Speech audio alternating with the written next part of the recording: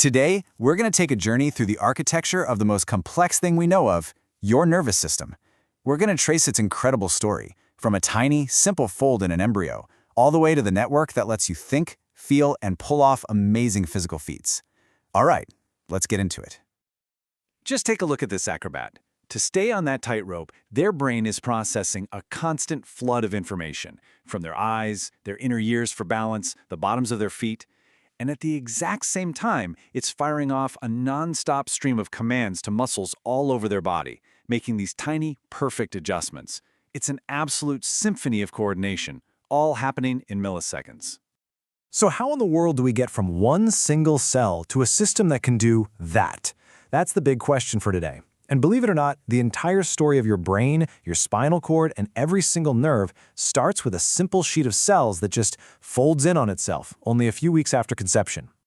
To understand how that simple fold is even possible, we've got to look at the body's first ever blueprint. It's all laid out in 3 basic tissue layers in a tiny early embryo. So here they are, the endoderm, mesoderm, and ectoderm. The endoderm, or the inner layer, pretty much forms linings, like for your gut. The mesoderm, the middle one, builds stuff like muscle and bone.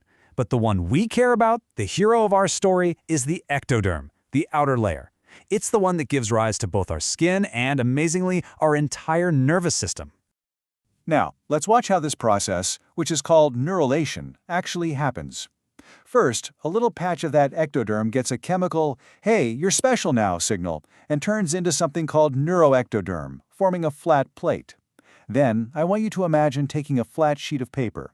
You fold it down the middle to make a crease. That's the neural groove. The raised edges of that fold, those are the neural folds. And finally, you bring those edges together and tape them up to make a tube.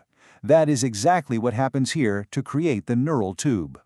And this picture shows that process perfectly. You can see the flat plate over on the left, the groove forming in the middle, and in the final closed-off neural tube on the right. But wait, see that little cluster of cells that kind of pinches off at the top? That's the neural crest.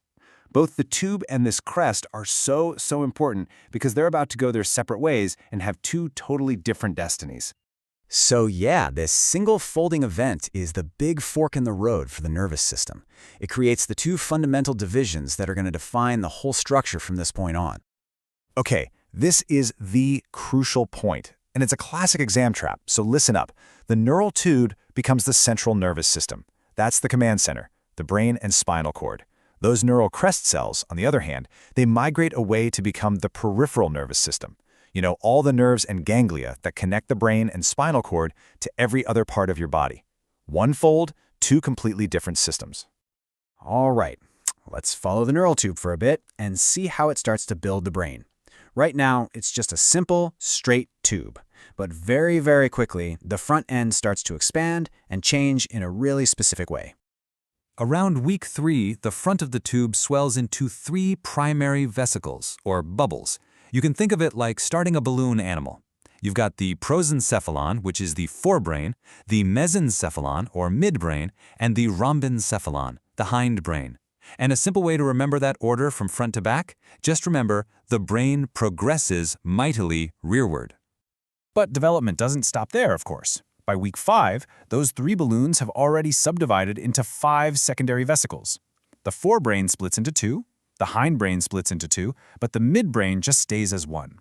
These 5 little bubbles are the direct blueprints for all the major parts of the adult brain. And this slide right here, this is the cheat sheet that connects everything. You can draw a direct line from each one of those 5 embryonic vesicles to the adult structures they grow into.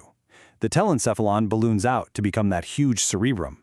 The mesencephalon gives us the pons and cerebellum. Seriously, this chart is your Rosetta Stone for brain development. Okay, now that we've got the big picture layout, let's zoom way in on the star of the show, the cerebrum.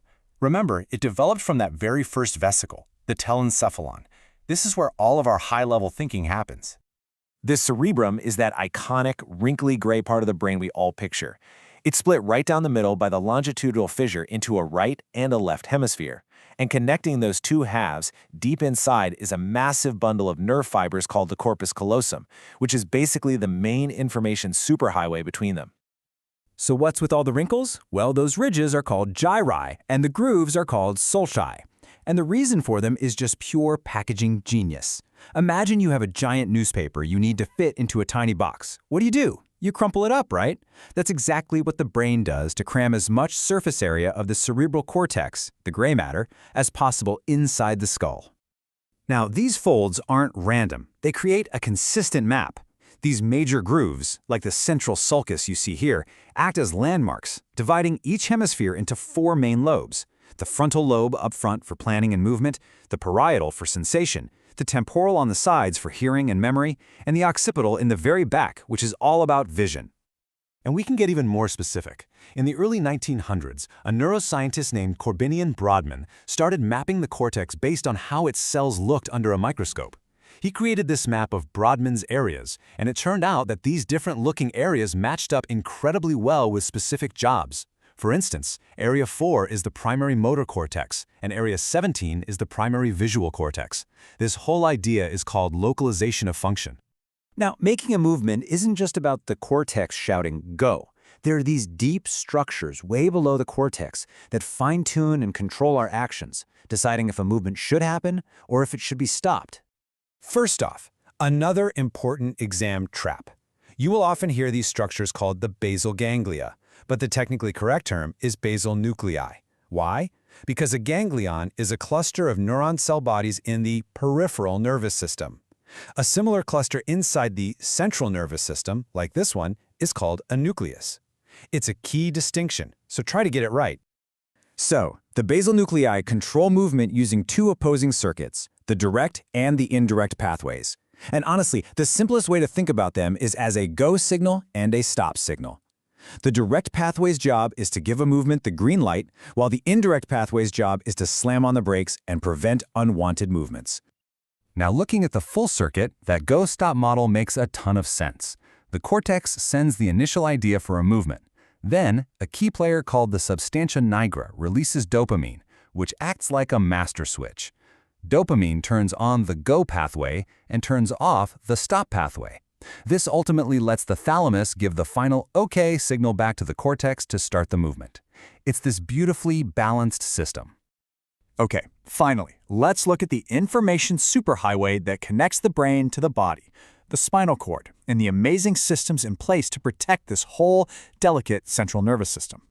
If you take a cross-section of the spinal cord, you'll see this really distinct butterfly or H shape in the middle. That's the gray matter, which is organized into horns, and that's where information gets processed. All the stuff surrounding it is the white matter, organized into columns. This is made of insulated nerve fibers or tracks that are basically just transmitting information up and down the cord at high speed. The white matter columns contain 2 types of these superhighways.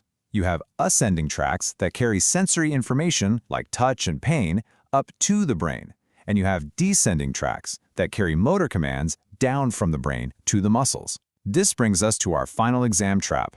There's a very strict traffic rule here.